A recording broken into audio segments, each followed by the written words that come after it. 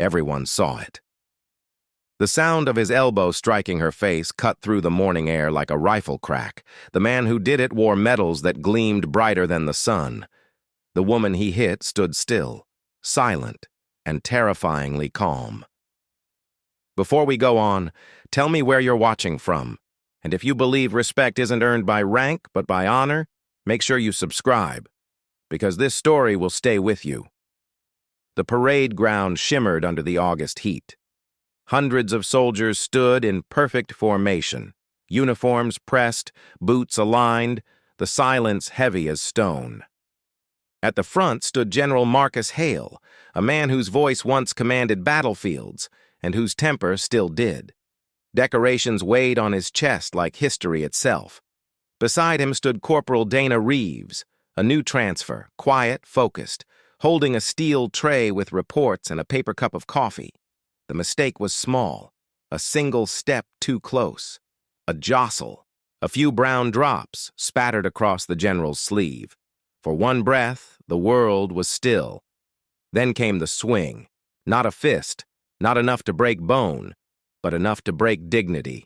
His elbow came sharp across her cheek. The sound was a sickening crack. Gasps scattered through the ranks. And then, silence. No one dared move. Even the wind seemed to stop listening.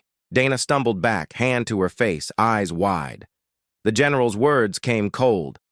"Watch yourself, Marine." But when she lifted her gaze, steady, unflinching, his confidence wavered. She didn't shout. She didn't cry.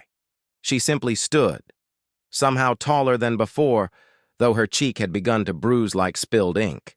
In the second row, a lieutenant whispered, "That's Reeves, from Kandahar." Another soldier murmured, "The one who dragged her team out under fire." And suddenly the air changed, because now everyone knew. This wasn't just a new logistics officer.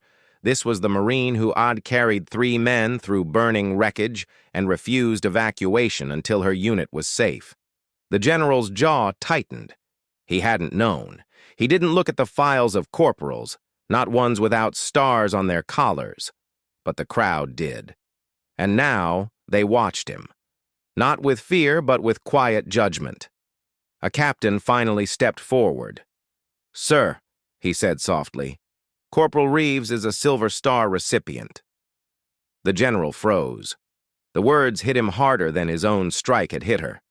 For a second, all the authority in his stance seemed to melt, leaving behind just a man, flawed, human, and seen. The soldiers waited. Would he apologize? Would he shout again? But Dana's voice broke the silence first, calm, controlled. "Permission to speak freely, sir." His throat clicked. "Granted."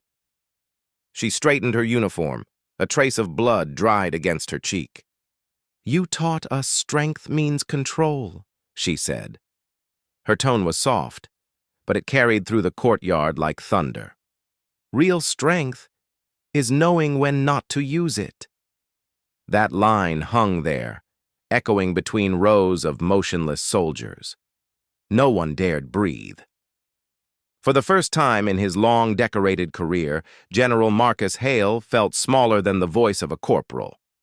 He opened his mouth, but before he could speak, the base commander, silent until now, stepped forward.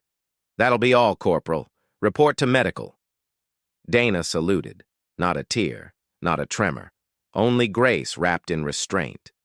That night, the story spread faster than wildfire. No one talked about the ceremony. They talked about her, the Marine who was struck and didn't strike back. In the officers' quarters, the general sat alone, staring at his reflection. He'd fought enemies across continents, but he'd never faced the kind of battle Dana Reeves had shown him that day. The kind fought in silence, against one's own pride. Her words kept circling in his mind. "Real strength is knowing when not to use it."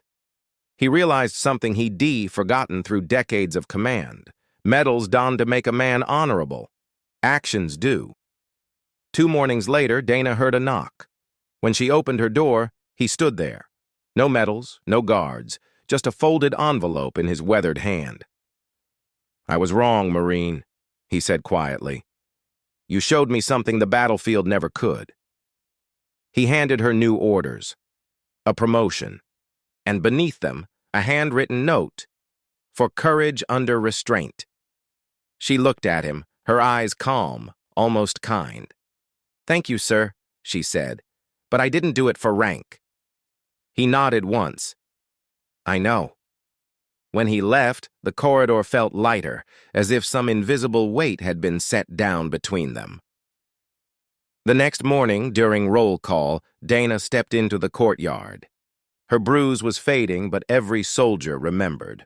One by one, they turned toward her, and without a word, they saluted.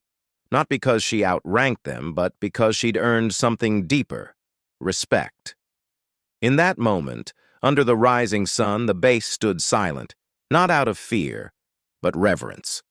Because sometimes the loudest strength is the silence that refuses to bow. In a world that mistakes volume for power, Dana Reeves reminded them, and us, that dignity doesn't shout.